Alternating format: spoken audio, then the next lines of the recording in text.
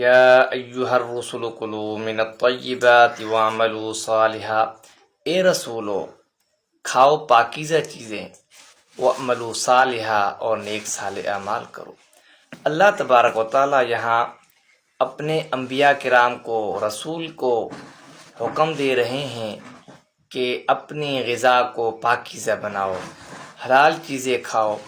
اور اس کے بعد اعمال صالحہ کرو۔